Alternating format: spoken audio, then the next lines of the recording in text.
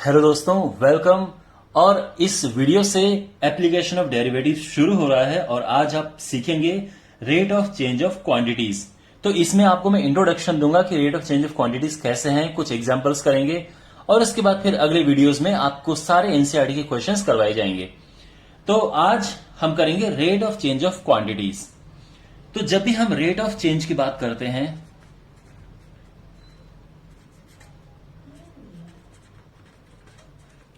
तो उसमें एक का रेट दूसरे के हिसाब से चेंज होता है विद रिस्पेक्ट टू अदर। तो अगर मैं कहूं dy अपॉन dx तो यहां पे होगा क्या, इसको कैसे पढ़ेंगे? Rate of change of y with respect to x।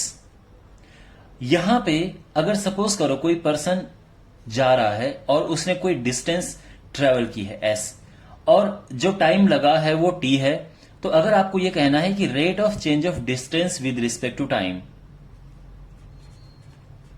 Rate of change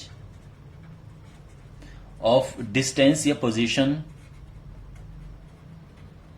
with respect to time, तो सिंपली क्या हो जाएगा?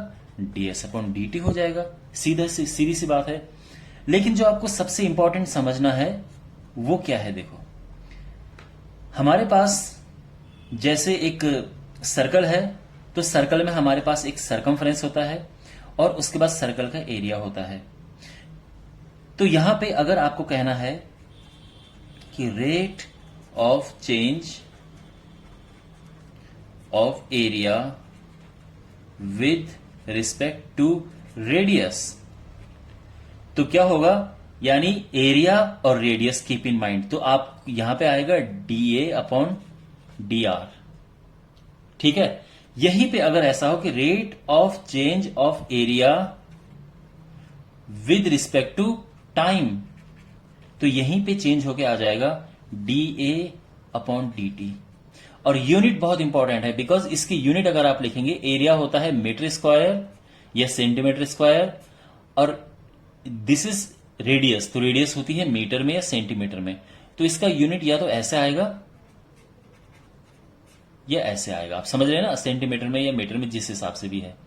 लेकिन यहां पे अगर आपको rate of change of area with respect time लिखना है तो वो हो जाएगा मीटर स्क्वायर अपॉन, अब ये टाइम है तो टाइम का होगा सेकेंड, या फिर अगर सेंटीमीटर में दिया है तो सेंटीमीटर स्क्वायर अपॉन सेकेंड। ठीक है। और अगर हम लिखें कि rate of change of circumference, rate of change of circumference with respect to radius, तो सिंपली यहां पे क्या होगा? dc upon dr। और यूनिट क्या होगी? देखो, सरकमफ्रेंस भी मीटर में होता है और रेडियस भी मीटर में होता है, तो सीधा मीटर अपॉन मीटर। और यहीं पे अगर ऐसा हो कि rate of change of circumference with respect to time, अगर यहां पे टाइम हो जाए तो यहीं पे चेंज होके आ जाएगा dc upon dt। Circumference with respect to time, तो सरकमफ्रेंस अपॉन टाइम। ओके, तो और ये इसका यूनिट आएगा, सरकमफ्रेंस मीटर में लेते हैं और टाइम सेकंड में लेते हैं। तो जब भी आपको रेट ऑफ चेंज निकालना है तो ध्यान रखना इस तरह से होता है। ये आपको समझ आ गया। अब इसमें अगर हमारे पास ये तो था सर्कल, सपोज दैट हमारे पास है स्फेयर, तो स्फेयर में क्या होता है? स्फेयर का वॉल्यूम होता है, स्फेयर का सरफेस एरिया होता है। तो अगर आपको लिखना है rate of change of volume with respect to radius, तो सीधा सा dv अपॉन डी आर आ जाएगा। अगर आपको लिखना है rate of change of surface area, तो simply dA upon D r आ जाएगा with respect to radius. With respect to time लिखा है तो dv अपॉन dt आ जाएगा। तो आई होप आपको इतना तो समझ आ गया होगा कि अगर हमें क्वेश्चन में पूछा है कि rate of change of volume with respect to time निकालो, तो यानी आपको ये निकालना है। Rate of change of area with respect to radius निकालो, तो यानी आपको ये निकालना है। तो आई होप आपको इतना समझ आ गया होगा। ठीक है, अब थोड़ा सा कुछ और चीजें हैं समझाने को, उन्हें भी आप अच्छे से समझिए। ओके, अब अगर rate of change of area with respect to radius find करना है तो देखो आपके पास क्या होगा, आप जानते हैं एरिया क्या होता है सर्कल का, अभी यहां पे सर्कल की बात हो रही है, तो एरिया होता है पाई आर स्क्वायर। आपको क्या निकालना है, rate of change of area with respect to radius, means आपको निकालना है D A upon D R. Rate of change of area with respect to radius यही होता है, यानी आपको डिफरेंशिएट करना है इसे आर के रिस्पेक्ट में, तो क्या होगा, पाई अपनी जगह पे आएगा, आर स्क्वायर का 2r हो जाएगा और ये सिंपली 2 पाई आर आ जाएगा। ठीक है, इतना समझ आ गया, तो ये चीज याद रखना। फिर उसके बाद अगर रेडियस की वैल्यू दी होगी तो पुट करके आपका आंसर आ जाएगा। यहीं पे अगर आपको फाइंड करना है कि rate of change of area of a circle with respect to time,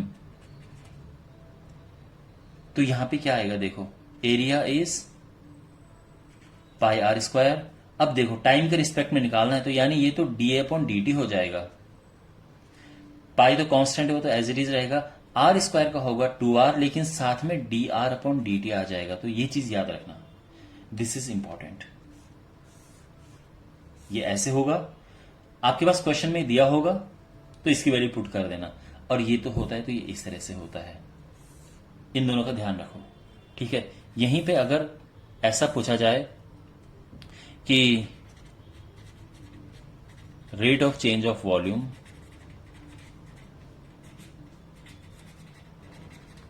with respect to radius, और ये स्फीयर की बात है,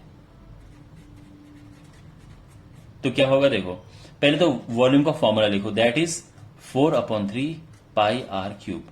अब आपको निकालना है rate of change of volume with respect to radius, यानी डीवी अपॉन डी आर। तो सीधे इसका आर के रिस्पेक्ट में, बिकॉज आर यहां पे है तो आर के रिस्पेक्ट में डिफरेंशिएट करेंगे तो क्या होगा, देखो 4/3 पाई और ये हो जाएगा 3r स्क्वायर, और 3 से 3 कट के ये आंसर आ जाएगा 4 पाई आर स्क्वायर। फिर आर की कोई वैल्यू होगी तो पुट करके आपका फाइनल आंसर आ जाएगा। बट यहां पे अगर क्वेश्चन चेंज हो जाए और ये हो rate of change of volume with respect to time, अगर आ जाए rate of change of volume with respect to time, तो यहां पे हो जाएगा, देखो अगेन वॉल्यूम का फॉर्मूला 4/3 पाई आर क्यूब, तो DV upon D T, alright, because time के रिस्पेक्ट में हमें निकालना है, तो 4/3 पाई 3r स्क्वायर हो जाएगा, लेकिन साथ में यहां पे dr अपॉन dt भी आ जाएगा, always keep this in mind. तो जैसे यहां पे हुआ वही यहां पे होगा, और फिर आगे जो भी सिंप्लीफाई होना है वो हो जाएगा, but this is how it's done. Again one last thing, अगर आपके पास rate of change of volume केवल इतना लिखा हो, किसी के रिस्पेक्ट में नहीं लिखा हो, तो हमेशा टाइम आप लेना, लेकिन अगर लिखा हो रेडियस तो रेडियस लेते हैं। I mean to say rate of change of volume with respect to time अगर पूरा लिखा है तो खैर ये लेंगे ही, लेकिन अगर उन्होंने केवल इतना लिखा है rate of change of volume find करो, ये नहीं लिखा है, तो आप फिर उसको विद रिस्पेक्ट टू टाइम ही अज्यूम करना।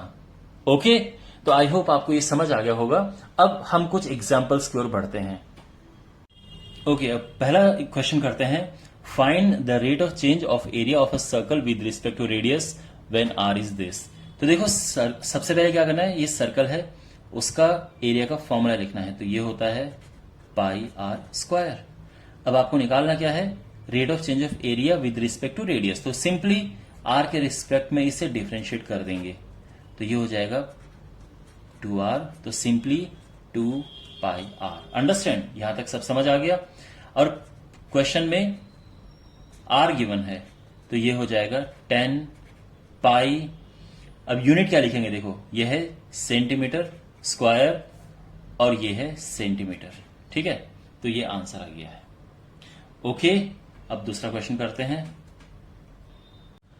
Rate of change of radius of a sphere is 4 centimetre per second, find the rate of change of volume when r is this.